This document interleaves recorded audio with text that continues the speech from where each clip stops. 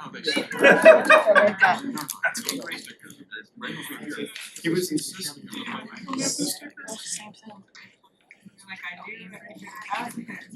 Great.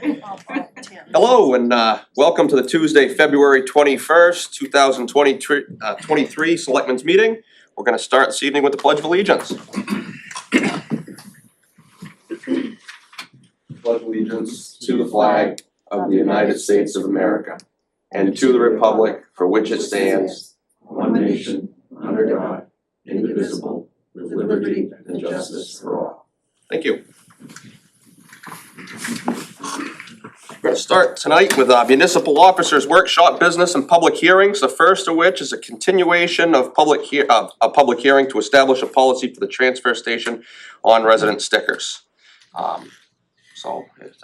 We want to just maybe give a overview of that and where we were at, and then we'll open up the public. If I can turn to Jody, because that'd she be has great. the ins and outs and the adjustments that have been made at the board's request.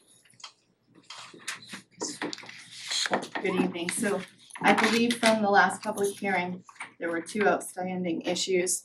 One was the placement of the sticker and one was on the temporary passes for contractors. We wanted the resident to obtain it, not the contractor.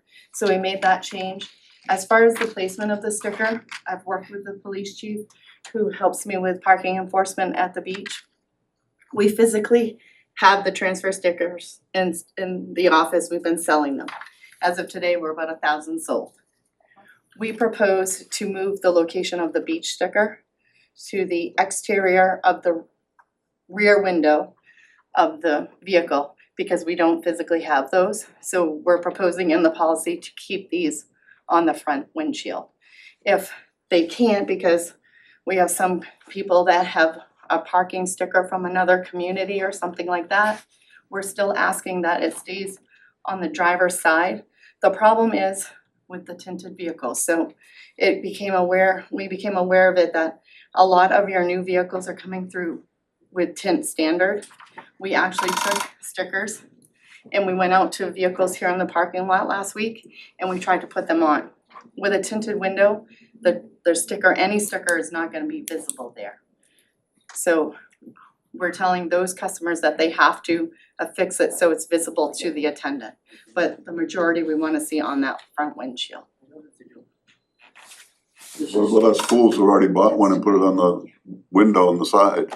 And as long as he can see it there, we're gonna keep it there till next year. Okay, so that's why that stayed in there to be on the front, Yes, okay, yes, alright. because we don't physically have the beach stickers, so we can move those and we did testing on what the sticker would be, how easy would it be to steal it and things like that. They actually get destroyed when you try to take them, and the sticker company is sending me another sample that if you try to remove it, exterior sticker, it's gonna void it. It will say void on the sticker, so. Cool, So that was us thinking outside the box. right, really. Any questions? Thank you, Jody.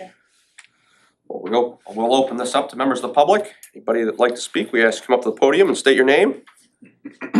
Anyone on the trash stickers? Seeing none? I'll make a motion to close the public hearing. Second. All those in favor?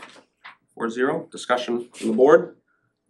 I do see we made that change to, on the demolition, that it's the property owner Right, that will right, we get, did do that, which right.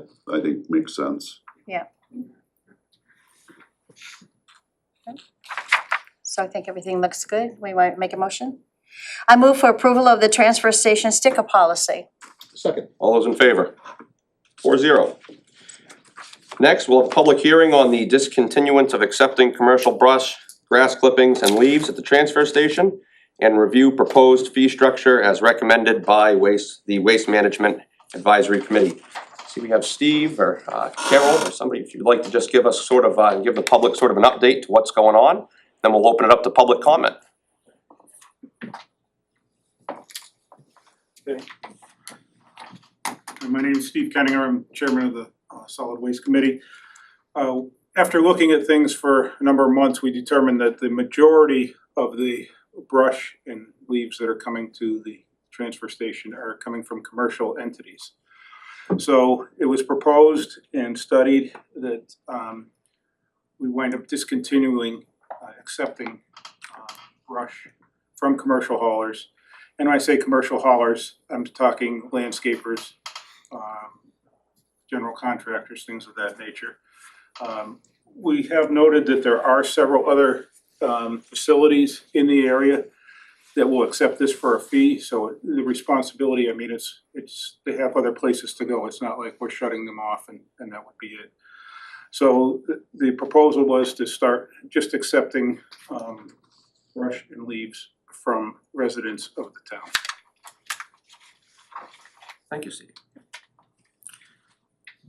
At this time, we'll open it up to public comment. We ask that you come up to the podium, state your name, and then try to keep it around 3 minutes, but if it's a little longer, that's fine. Anybody like to speak at this time on this? My name is Dick Brown, I live in Kings Court in Moody, and I was just wondering, why are we all of a sudden gonna start charging for grass and grass clippings and leaves? The homeowner. With the board, so let's, do we wanna try to answer questions that come up right now, or do we wanna answer that after the public comment period? Get through the public comment period, Probably Yes or answer, no? yeah, answer now. that's fine, as long as we know what to expect.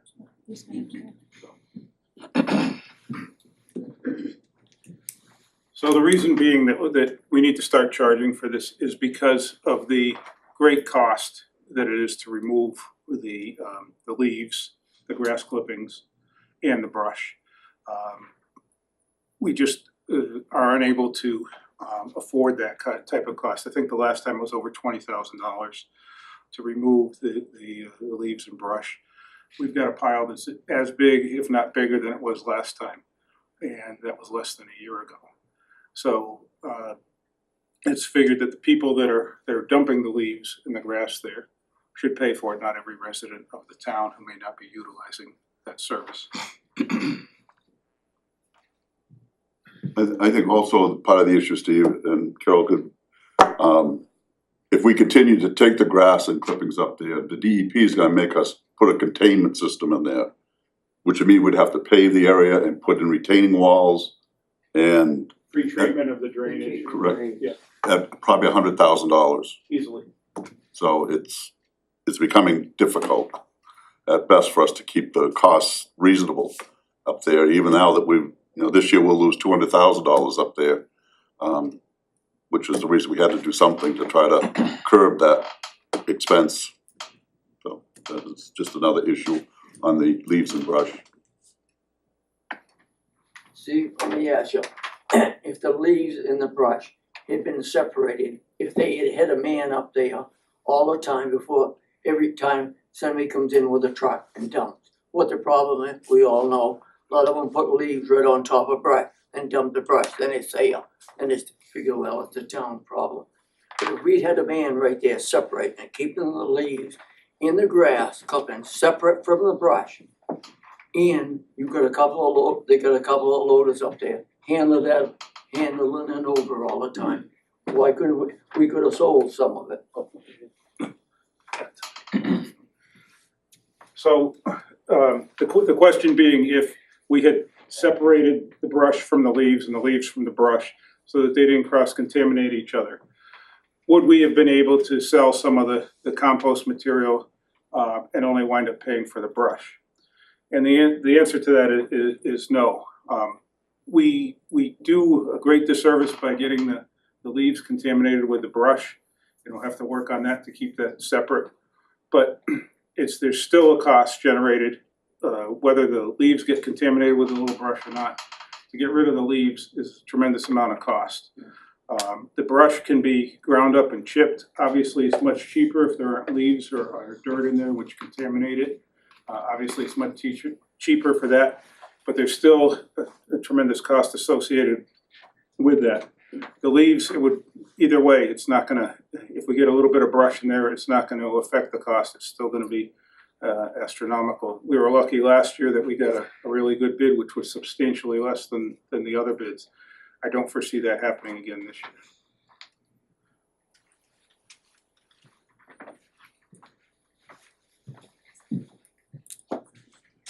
Hello, Corey Chase, Town of Wells resident for a long time.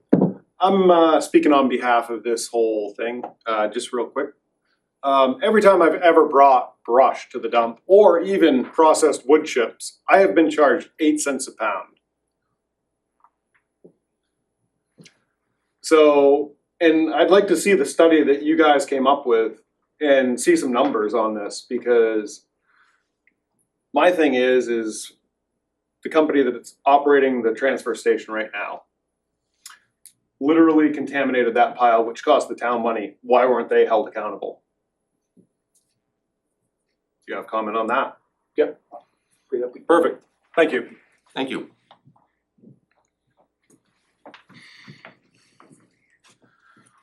So, as mentioned before, the brush costs us a tremendous amount to get rid of. We proposed increasing the pricing structure for the brush because the cost that we're charging to accept the brush does not equal the cost that it takes to process the brush. And I'm talking about brush that's not contaminated. I'm not talking about brush that's been contaminated. There was an issue down with a contamination caused by, I believe it was the operator of a portion of the transfer station trying to make more room. That issue has been addressed. There was a resolution between the two parties, which I'm not at liberty to discuss right now, but that matter has already been addressed.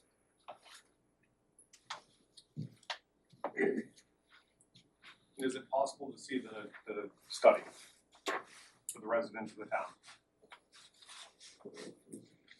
We have that handy. We had it posted, didn't we? Carol had it with her. I've got my whole file, let me look. It's got quite a history to it. Do you know when that was?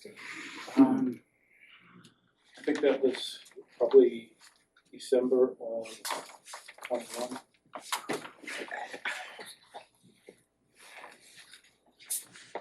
John, I can go back through my files and get that for Corey. Perfect. Okay, That'd be great. thank you. Thank you, Jody. Who else like Let to? me ask you this question, and Sure thing.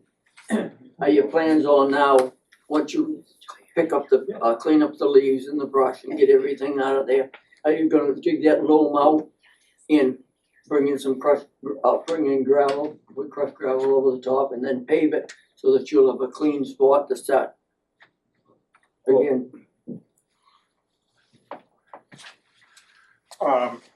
There have been some preliminary discussions about paving it, putting in a separation barrier and things like that, but there's nothing that's been definitive yet, so it's nothing that's gone out to bid, it's just in the discussion stages.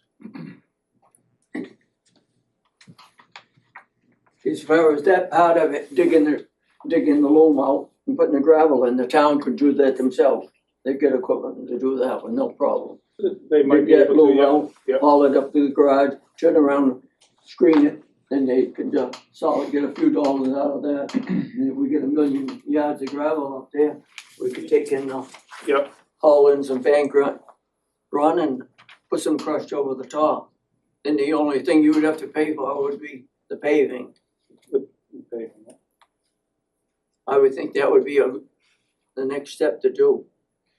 Why I asked that question, because I see Dayton Sand and Gravel was up there, I think on Saturday or Friday, last Friday. And he was measuring up the area. I think that's something that Carol, the highway superintendent, has been looking into and getting pricing and getting it engineered. Because the DEP is gonna require us to engineer it, not just go up and, spread stuff. We have to comply with their standards, so. And I think it does require a filtration system. Yeah, we have to capture all the runoff and treat it, if we go out beyond our existing footprint. And yeah, I've been trying to figure out exactly what that means. So I've been talking to DEP and getting some updates from them. In addition to that, Casella is looking into trying to expand the paving area. I think they may wanna expand the paving area in exchange for increased storage there. They may be approaching the town.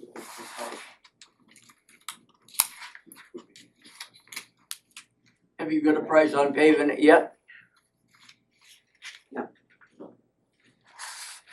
Did you happen to have that study on you, Carol? I found what I think is that study. Let me go over it with Steve, make sure I got the right one, and then Corey can get you a copy. Excellent, thank you, Carol. Any more comment from the public? Yeah, Cindy.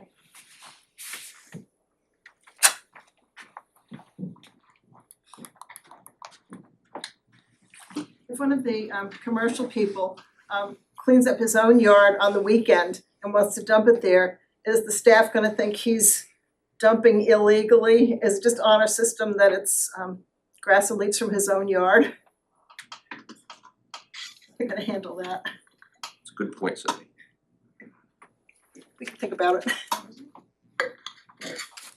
A business owner that was also a resident was cleaning their own yard. How do they handle that? You would have a dumb sticker. Anything else? Seeing none, I move to close the public hearing. Second. all those in favor? 4-0. I'm gonna abstain from board discussion just because. Were we going to also talk about the price of the 15-gallon bags? Wasn't that part of the, All right, I make a motion we can. I didn't, yeah, it was unclear on there and I was unsure if the. it's on the back of the, It is, Right, that it's is. on that part. Yeah. it's just cause we discontinued the Right. small bags and then we agreed to bring them back, Right. then we had to price them out. Okay, I was unclear if the proposed fee structure was in reference to, I believe at one point it was alluded to charging for the grass, so I was unsure about that, but if that was in reference to the bags, we can open the public comment period back If you up. would, I think. Yeah, let's, why don't we go ahead and do that, and we'll solicit Make a comment on motion that. to open the comment period back up. Second. All those in favor? 4-0. So at the last meeting, we had some discussion about, there was a concern raised in terms of doing away with the small bags. So we had agreed this time that, you know, that's a good thing to look at. We were gonna look at bringing that back, and there was a proposed fee structure on there. I believe the memo said that it would come out by our per, whatever it was, per gallon price. It was gonna be like $1.82. The recommendation was to go to $2 per small bag, yeah, $1.82 or $9.10 a roll. The recommendation is from Public Works is to go to $2 per bag for an even number, which would be $10 per roll. So we'll open up to public comment on that at this time, if anybody has anything they'd like to say about that. These are the orange bags you're talking about now? Yes, sir. Okay. Yes, sir. What are you gonna charge for the leaves and the grass clipping? So just to be clear, the fee structure was in reference to the bag and not for That's leaves. correct. Correct, okay, all right. Yeah, no, and I had that misunderstanding too. So the fee structure isn't in, Jody, go ahead, yeah. It is also for grass, leaves and brush to go from 8 cents to 12 cents a pound. Okay. All right, yeah, little It's and, gonna be 12 cents a pound. Yes, that's the proposal that the WMAC committee wanted to make. okay.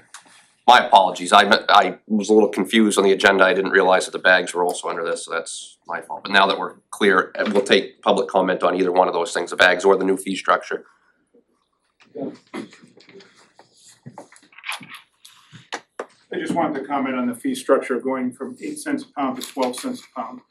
So when the time that we established the 8 cents a pound, it would cost the town $65 a ton the material. Now, I believe that the current rate is about $126 a ton. So, you know, while the cost of disposing of trash has gone up substantially, we've held the 8 cents a pound for quite a while. Unfortunately, we'll have to bring it up to 12 cents a pound in order to meet the break even. And that's for the brush and leaves. That's correct.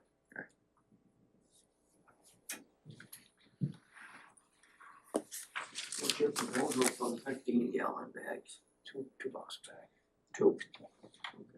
Now, Steve, I have a question, if that's all right. Sure.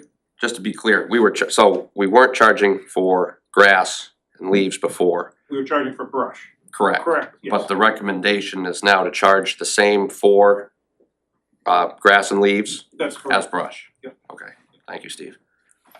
Yes? Corey Chase. So at 12 cents a pound, at 2,000 pounds, that's $240 a ton, Steve. 8 cents would be 160, and we can go to Simpsons and Sanford for a little over 100. Why such a dramatic increase from 8 to 12? Sure.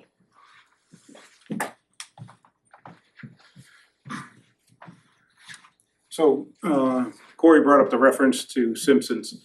Simpsons is a facility that's designed to accept, handle, and process and resell the material. The town of Wells is only a facility to accept it. If we were able to process it and resell it, then we might be able to do it for a lower price. The fact of the matter is that when you have to bring someone else in to do this work, it's gonna cost you more money. And I'm not sure that the town should get involved in processing it, rehandling it. We had questions whether we even continue to accept grass, leaves, and brush. And it was felt that this was a service that was needed in the town.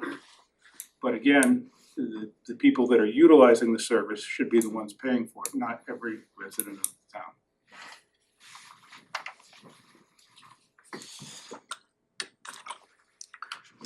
Let me ask you this, we have a brush chipper out the garage, don't we? Didn't we buy one 2 or 3 years ago, brand new one? About that time frame, yes, sir, yep. Huh? Yes, sir, about that time frame, yep. Yeah, right, yep. All the brush that you're gonna pick up on the side of the road and everything, bring it up. Why can't we take in, we get, I don't know how many dump trucks and everything, and go right along the side of the road with the brush chipper right behind it, like that, blowing it in, chip them. As the men pick it up, throw it in the chipper, then blows it in the truck. When that body's full, just back another truck up, hook it up, so that we're not even bringing that truck up to the dump to begin with. We're gonna chip it right then if we handle it once. They And still have that try- done, they still try so to that do we it. can clean up the size of the road, so that we're not driving up, warring around piles of brush. And there's all kinds of limbs that are in the highway right now. Plenty of them too. Go out around. Yeah, I did see them the other day, they had the chipper out, and they were chipping the stuff on site and just blowing into the woods wherever they found the limbs. Rather than putting them in a truck, they just blow them into the woods that are right there, which is what they should do. I mean, it's just, no A sense. lot of people don't want the chip blowing on this But this is what, property. most of Yeah, it's right. in the woods. If they gave you permission, yeah, that's fine. Yeah. But I just say the easiest way, instead of bringing it up to the dump and dumping it off, you can't haul so much and everything, utilize the chipper and have the trucks lined right up, one body folds you back out, hook on the chipper again with the other one. Yeah. Clean it up. Yeah, I think that, I noticed Public Works is out and about and they're starting to, I think a lot of the stuff was frozen in the snowbanks prior, so it made it difficult. And I noticed that there was a crew out also cleaning up widowmakers in the trees too, so it seems like we're making some slow but steady progress forward on that, and that's certainly a great Everything recommendation. that's on the side of the road now, you're gonna pick up and clean up That's a great question for Carol, she's nodding her head yes. in the right of way. Yes, within the right of way, we will be cleaning it all up. No matter what tree it came from, as long as it's in the right of As way. long as it's in the right of way. Yeah. And actually, it's Corey that's been taking care of the widow makers for us. He's doing a great job. Great job. There's no shortage of work on that front though, that's for sure. I know, No, coming up for what? Do we have any other public comment on either the price of the small bags or the price increase for the brush leaves and compostables down at the transfer station? Seeing none, I make a motion, we close the public hearing. Second. all those in favor? 4-0.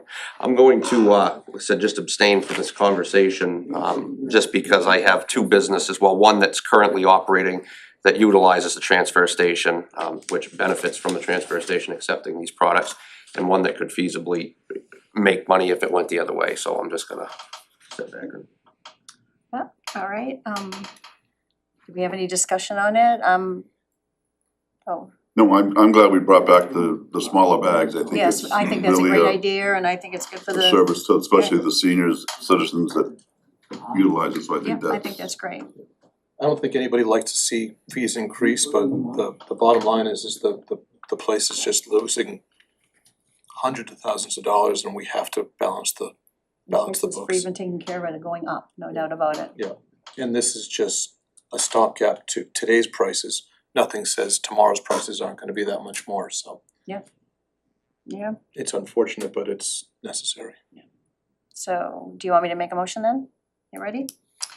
I move for approval to discontinue accepting commercial brush, grass clippings and leaves at the transfer station and approve the proposed fee for both grass clippings, brush and leaves and the 15-gallon orange bags. Second. All those in favor? 3-0-1.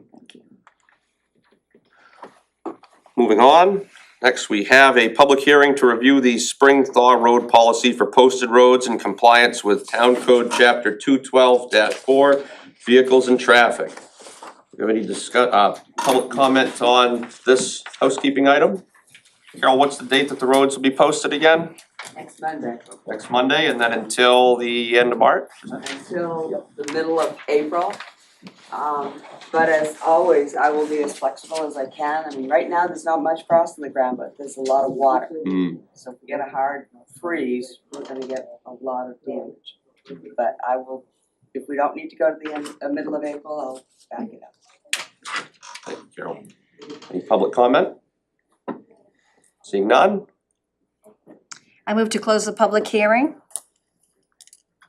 Second. All those in favor? 4-0, board discussion? I just want to make sure, that was the only question that somebody asked me, that if there was, if the road was really frozen, sometimes you do it in the morning, you allow it, and you're flexible on that, and that if it actually ends up coming out earlier, you can open the roads up earlier. Good, I did my Yeah, duty. the sooner we can lift those postings, the happier everybody is. Yeah.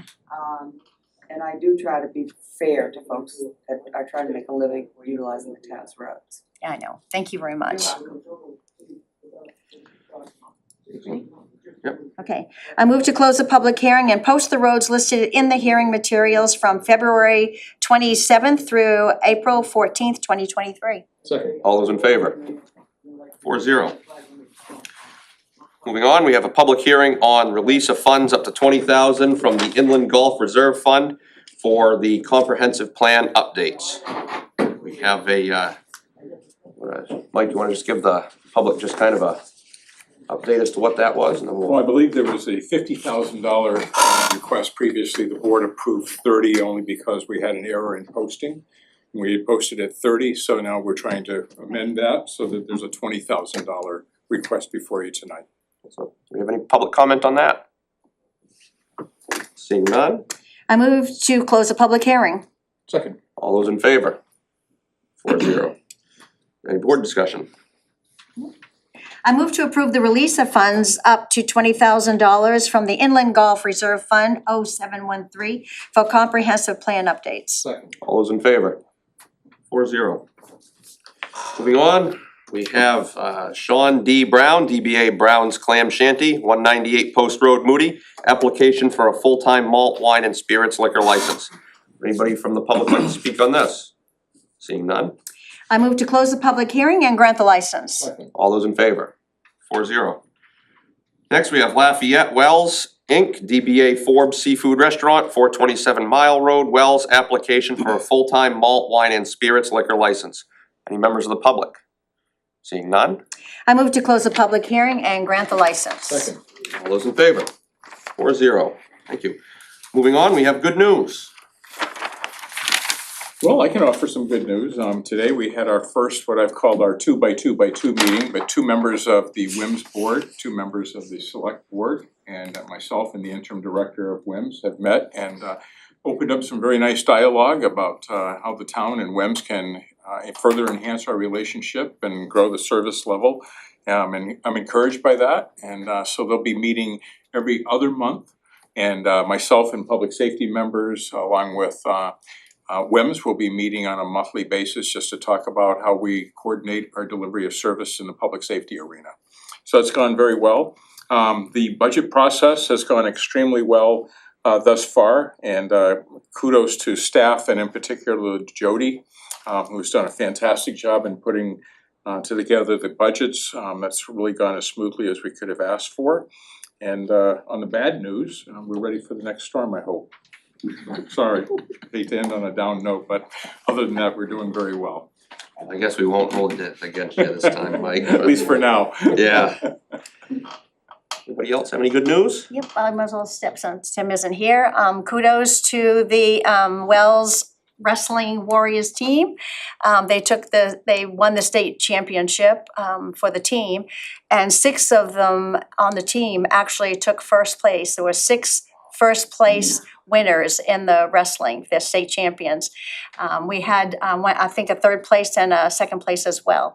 So the whole team was amazing. It was a great day, a lot of fun, and kudos to my grandson. Just saying. Just That's saying, great though. yeah. Must have been a summer job that got him ready for that. Yeah, that was. Anyone else? Any members of the public or department heads or members of the board? Seeing none, we'll move on to open to the public for the first time this evening for 10 minutes. We have a period for public comment. We ask that you keep it to 3 minutes just so everybody has a chance to speak. And if you are interested, come up to the podium, state your name and take public comment. Anybody interested? Seeing none? On to current agenda items. Review and action on accounts payable and payroll warrants. Oh, Ready for a motion? Yeah, I think. I move to approve and sign the accounts payable warrant dated February 21st, 2023 in the amount of $2,485,799.73. And the general assistance warrant dated February 21st, 2023 in the amount of $1,724.53. All those in favor? 4-0, right. Now we have update, discussion, and action on committees, projects, issues, purchases, and personnel. The first being discuss the general terms and concept associated with a lease agreement between the town and Fisherman's Catch. So we have the Cardinellis and their attorney. Ask you to come up. Good to see you folks again. Yep, thank you for getting us on the agenda again, I appreciate it, Mike and company. We're just trying to get things in order for the town meeting vote, so that's why we're just trying to be diligent in getting this done if we can. Excellent. Well, Mike, you wanna kick this off? Well, this is a continuation of the last workshop I think we had regarding discussion on differences between a lease versus an easement. We did receive an updated plan that addressed the question we had on making sure there was at least 20 feet of access between the conveyance of land. And if you can see on that detail right there, it is labeled 20 feet. So that would give that available strip to get from the town road to the strip of land that would allow access to the old wharf. Excellent. I believe there was some discussion last time too on the difference between an easement and a lease, if I'm not mistaken. So where are we with that? Yeah, we're just trying to measure what's easier for the board, and I think, Tim mentioned, what might be easier for the voters to understand. And it seemed like maybe a lease would be more in order. We just wanna make it so that they can rely on using that as long as it's a restaurant. So what I did is I talked with Leah and I said, well, let me just draft a lease. So I did draft a lease, in very bare terms. Basically, it's an indefinite lease as long as they continue to operate the restaurant or someone else operates a restaurant. They'll continue to be able to use that parking area, as well as the public using it. So it's very clear that this is not an exclusive use or exclusive lease.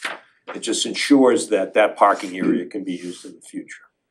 So if the board was inclined to accept that, then it could just be up to the town attorney to review it, just to make sure it's got everything you need in it.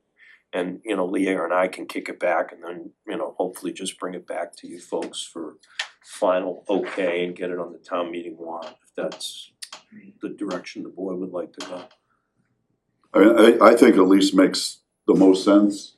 I think it will be easier at the town meeting for the folks, and I don't have any problem making it contingent on it being used as a restaurant. Right. Again, I think I expressed it, my concern would be if somebody else bought it and changed it to something else. It might be detrimental to the town and we wouldn't have any say, so I mean, I'm happy with that proposal, and I'd like to have Leah take a look at it and get back to us and proceed in that route. I agree, I'm with Bob. Yep, I agree. Yeah. So does Leah have that? Oh, she's on vacation. She is on vacation. I think her thought was that when she returns, she and Alan can coordinate to perhaps have it before you on the 7th of March agenda. Good. Thank you for listening to what we wanted, cause the 20-foot thing was really good too, I wanted to know that. Good, yeah. You know, that was one I wanted to know, but I'm glad that it's this way, but I think it's gonna work out for everybody. yeah, it's gonna be fine. Yep. Right, So thank you, folks. Thank you, thanks for coming out again. Appreciate it. Okay. Absolutely. We'll see you then on the 7th. See you soon, Al. Take care. So next, we're gonna have discussion and action on enrollment in Southern Maine Planning and Development Commission's Community Resilience Program. Abby and Julia are here. Mike Livingston? Hey, Mike? Yes. Are you able to queue up, they sent a PowerPoint, I think Mary Ann put it in there, but I don't know where it's at. Ah. That would be Oh, that's even better.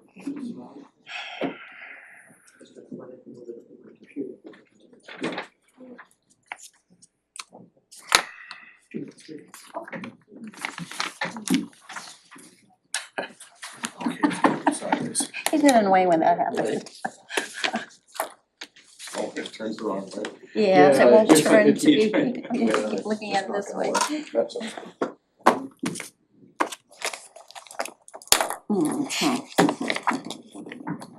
Abby and Julia, the board does have your presentation as well, but I just wanna get it up on the screen for the viewing public as well.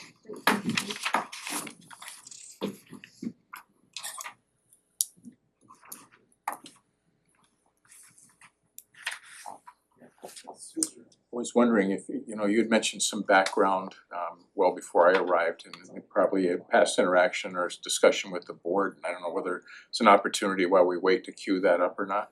Sure, yeah, and good evening and thank you for having us. I'm Abby Sherwin, I'm a senior planner and coastal resilience coordinator with Southern Maine Planning and Development Commission, and I also co-lead Southern Maine Planning and Development Commission, or SMPDC's Regional Resilience and Sustainability Program. And then here with me is my colleague Julia, and I'll let her introduce herself. So I'm Julia Main, and I'm the Sustainability and Resilience Specialist on SMPDC's Regional Sustainability and Resilience team.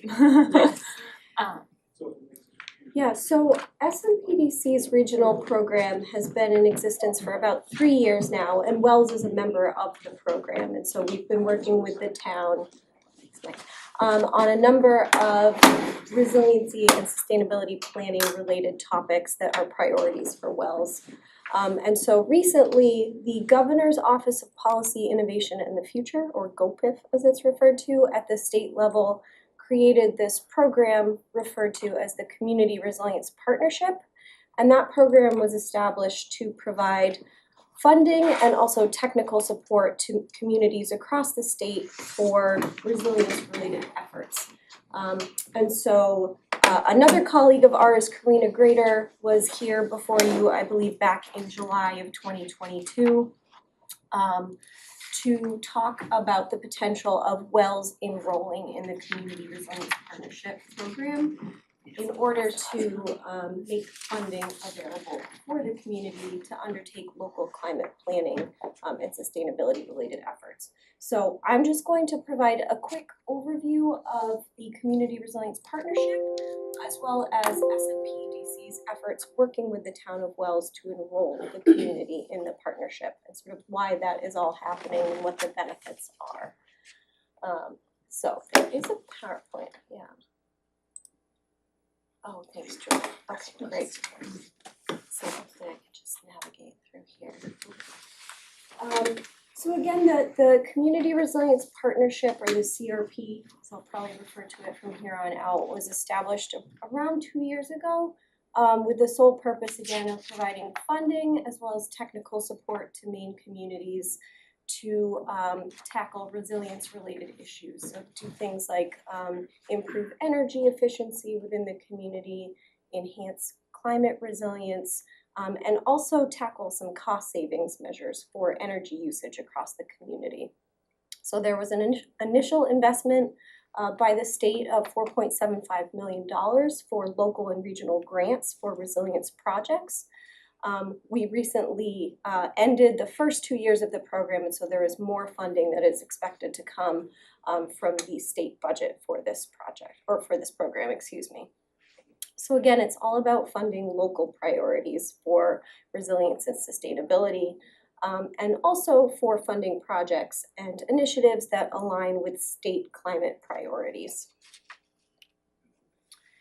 So through the Community Resilience Partnership Program, there are 2 types of grants that are directed at communities or for communities. The first being what's called a service provider grant, and that is the type of grant that SMPDC is currently working with the town of Wells on.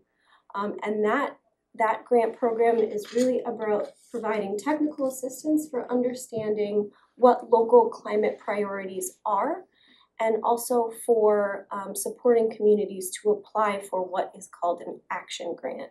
And action grants are the second grant program through the Community Resilience Partnership. And those grants range from $5,000 all the way up to $50,000 for a single community project, or if it's a multi-municipal project, up to $125,000 for implementing local priority projects related to, again, reducing energy usage, providing cost savings measures, and also enhancing resilience at the community level. And so again, SMPDC submitted a grant application for a service provider grant to work with the community of Wells to enroll Wells in this partnership program. And that was done with support from the board. There was a letter of support provided by both the board as well as the Energy Efficiency Advisory Committee for that work. And that was back in August of 2022. We were awarded the grant in November of 2022, and then more recently we have started working on the requirements of that grant project, which I will go over in just a second. And then this is just a snapshot of sort of what the Community Resilience Partnership looks like to date. So far, around 131 communities across the state have enrolled in the partnership. And there have been almost just about $4 million in total handed out in grant funding to municipalities and regional entities across the state for local projects. There are several benefits to enrolling in the partnership program. The first and sort of the most significant benefit is access to funding to support local projects. There's also access to technical support at both the state and regional level for communities that enroll in the partnership, and also regional coordination. So working with other communities or other regional entities on projects to leverage resources and tackle some of the most pressing issues that we're all facing. There are several steps to enrolling in the partnership program. The first is to undertake 2 self-assessment documents, and that's just to provide the community with a snapshot of what's been done to date regarding sustainability and resilience action, as well as what the potential needs are for future action. The next step in the enrollment process is holding a community workshop. So the partnership is really focused on engaging community members and making sure that efforts that are going on at the community level are reflective of what the community wants to do, again, in terms of sustainability and resilience action. The third step is to pass a municipal resolution that indicates that the community is committed to addressing sustainability and climate resilience issues, and also designates a local lead for spearheading local efforts related to climate resilience. And that could be an existing committee, a new committee, or a staff member. And then documentation about each of those three steps is submitted to the Governor's Office of Policy Innovation in the future to actually enroll the community in the partnership. And then once the community is enrolled, it is then eligible for action grant funding, again, to implement local projects that are priority for climate resilience and sustainability. So as I mentioned, SMPDC has been working with Wells through this sort of three-step process to enroll the community in the partnership program. In December, we started coordinating with town staff as well as representative of the Energy Efficiency Advisory Committee. More recently, there have been a few work sessions with some town staff and members of the Energy Efficiency Advisory Committee to complete those self-assessment documents. The next step is to hold a community workshop to discuss the results of the assessments and potentially begin brainstorming project ideas or needs at the community level. And then from that, a list of priority local actions and projects can be developed. And then the community can submit, with SMPDC's assistance, documentation of each of the three steps to enroll in the partnership. And then again, once enrolled, the community is eligible for action grant funding for local priority projects. And SMPDC is available and happy to assist the community with putting together grant applications for any priority projects that come out of this process. So we would help submit an action grant proposal if the town wanted to move forward with that. And so I will stop there, and if there are any questions or comments, I'd be happy to answer. When did we do this? When did we agree to this? It was reported in August that you offered your support to advance this initiative, and so that's why we've been engaged to the level we have at this point. What was this initiative billed as in August? Yeah. What was it called? I don't know, Abby, if you were here or. I was not, my colleague Karina Grader presented to the board in July. I believe it may have been July 3rd of 2022, or it was around the July 4th holiday, I know that. And so the name of the program has remained the same, so she likely would have been talking about the Community Resilience Partnership and enrolling in that program.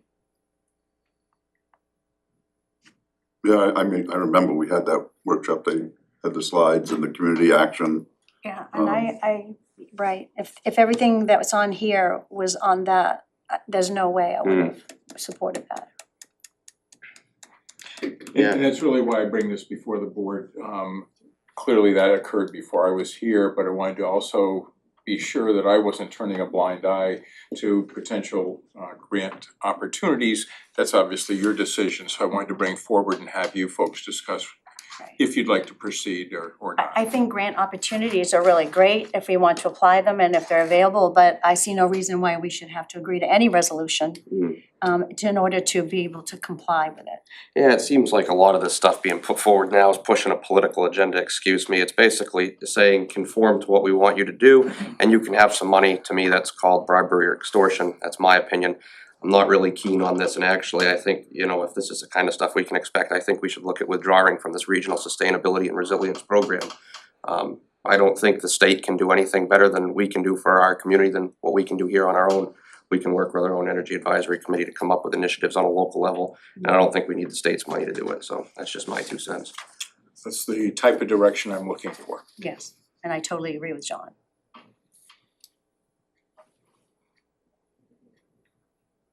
Yeah, I'm with you, the municipal resolution portion of this is concerning, especially when we don't know what we're signing up for at this point, and there's a whole bunch of other steps that are taken before we get to that point.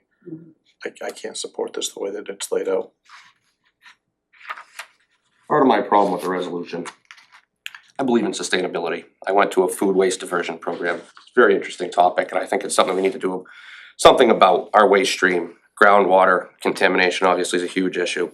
You know, there's obvious erosion of infrastructure caused by tides and all that. But my issue with a resolution is what ends up happening inevitably is that some group takes it to a larger group and uses it as, you know, this mechanism to, well, go in and they push their agenda. Well, look, there's 200 towns that signed on to it, so you guys have to do something, and then it moves up the ladder. And we see that happening nationally, globally, and I have concerns about where that movement's going. I see this commingling of big business and government. I don't think you need to look anywhere further than the solar fields and everything that are going on. You know, every time we've dealt with that, it's, again, my opinion, something that just doesn't make sense or is what I would consider poor business practice. I think we're marching down this road with good intent, but I just have concerns about the way it's going. So like I said, that's where my concern from something that might seem innocuous, like a resolution. I take it a little more seriously than that. I don't know, I can't speak for the rest of the board members. I do have one question. Is there, if we come up with it, if we decide we want to do something on our own or whatever, we can apply, aren't there grants that we would be able to apply for without having to jump through this hoop of making a resolution? There are state and federal grant opportunities to do specific types of project that don't require enrollment in this particular program. Yes, this program just provides flexible funding for communities to do certain projects that might not be eligible for other grants at the state level. But yeah, there are other grant programs. I don't know. But the fact that we as a town belong to Southern Maine Regional Planning, I mean, we could contract with you to do something on our own without having to have this program. Yes, this is a separate program, and it is just to make the community eligible for action grants through the Community Resilience Partnership.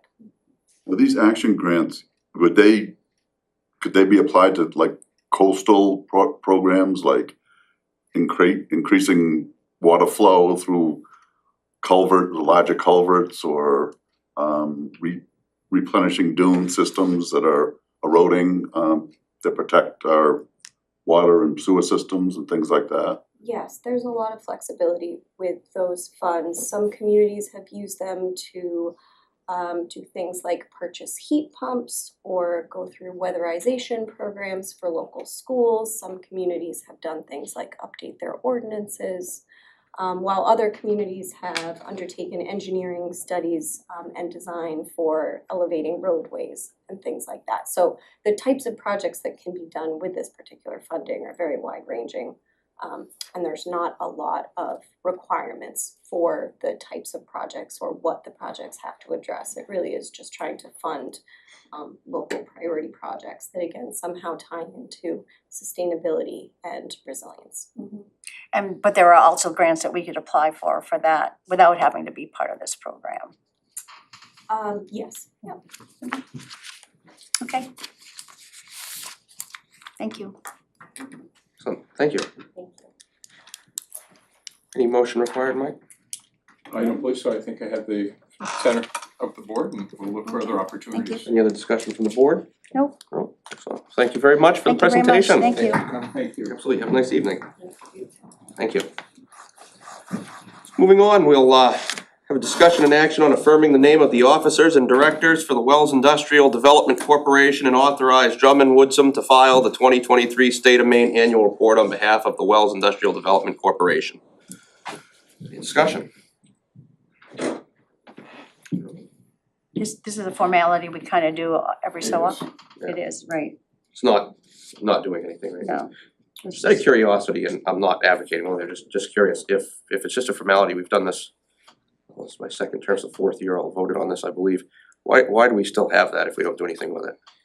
Just some Well, background. it's just because we have the industrial park out there, and if anything was gonna be developed out there, we would, excuse me, we would have to confirm that we want it to happen. Okay, And we just have a corporation set up and Just keep it open. you just have to file that every year, yeah, just, yeah, keep it active. It's just a state requirement for the annual report. yeah, just like my S corps there, I'm familiar with that, I was just curious, which I that's. mean, it started out when we first got Shaw's out there and that printing company, I can't remember the name of who it Spencer was. Pratt. Spencer Press. Yeah, and those, UPS and all those, so, I mean, there's some more land up there for sale that if something came about, we'd have to get involved. Alright, excellent, well, no, it's some good background to have, and I was curious, and I figured that somebody else might have the same question, so.